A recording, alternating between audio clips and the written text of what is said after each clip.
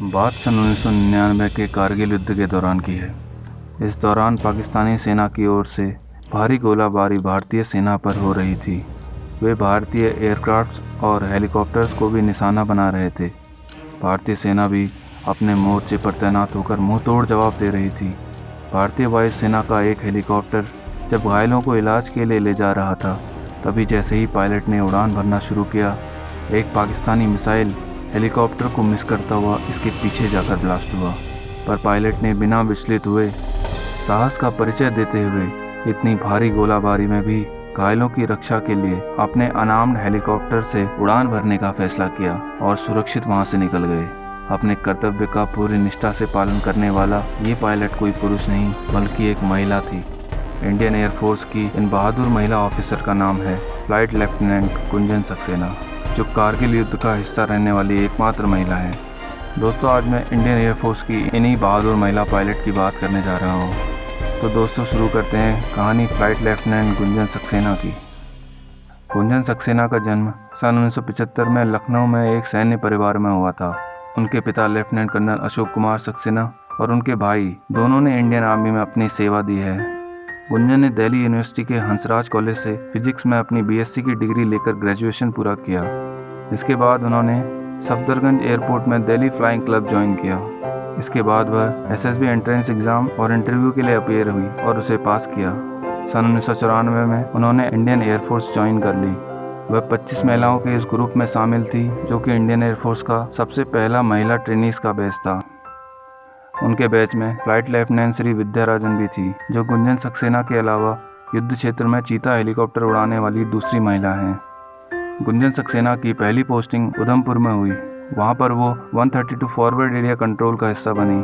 शुरुआत में उन्हें वहां एक महिला होने के कारण काफ़ी चुनौतियों का सामना करना पड़ा, पर वह बताती हैं कि पुरुष पायलट्स ने इस नए बदलाव को उनके एक्सपेक्टेशन से ज़्यादा जल्दी स्वीकार किया।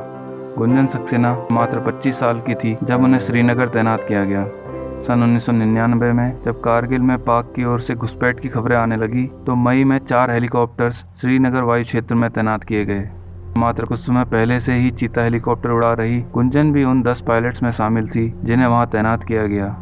जैसे जैसे युद्ध का तनाव बढ़ा, तो डिटैचमेंट कमांडर ने गुंजन से पूछा कि अगर उन्हें उस एरिया में ऑपरेट करने में कोई परेशानी हो तो उनके पास डेंजर जोन से हटने का विकल्प है, परंतु गुंजन ने मना कर दिया और फ्लाइंग जारी रखने का फैसला किया। इसके बाद गुंजन और उनके साथियों को संदिग्ध क्षेत्रों की निगरानी और दुश्मनों के ठिकाने पता लगाने के लिए भेजा गया। फ्लाइट लेफ्टिनेंट गुंजन सक्सेना और उनके साथी कारगिल, तोलोलिंग और बाटलिक एरिया कवर कर रहे थे। युद्ध के दौरान जब वहां से इंजरीज और कैजुअलिटीज़ की खबर मिलने लगी, तो घायलों और वीरगति प्राप्त सैनिकों को ले जाने का कार्य वे करने लगे। लगभग 13,000 से 18,000 फीट की ऊंचाई पर पाकिस्तानी सेना की गोलाबारी के बीच वे अस्थायी हेलीपैड पर उतर रहे थे। वहां से वे घायलों को श्रीनगर बेस हॉस्पिटल ले जाते थे। इस दौरान पाकिस्तानी सैनिकों की गोलाबारी से बचने के लिए वे काफ़ी तेज़ी से उड़ान भरते थे। युद्ध क्षेत्र में ऑपरेशन विजय के दौरान गुंजन सक्सेना ने घायलों को सुरक्षित निकालने के अलावा द्रास और बाटलिक के फॉरवर्ड एरियाज में मौजूद सैनिकों को खाद्य आपूर्ति पहुंचाने का काम भी बखूबी पूरा किया। अपनी कई दर्जन उड़ानों में गुंजन और उनके साथियों ने लगभग 900 घायलों और शहीदों को युद्ध क्षेत्र से निकाला। Flight lieutenant Gunjan Saxena Indian air force की एकमात्र महिला हैं जिन्होंने कारगिल युद्ध के दौरान सेवा दी है। सन 2004 में हेलीकॉप्टर पायलट के रूप में उनकी सेवा इंडियन एयरफोर्स में समाप्त हो गई, क्योंकि उस समय सेना में महिलाओं को परमानेंट कमीशन की सुविधा उपलब्ध नहीं थी। हालांकि अब सेना में महिलाओं को भी परमानेंट कमीशन का अधिकार मिल चुका है।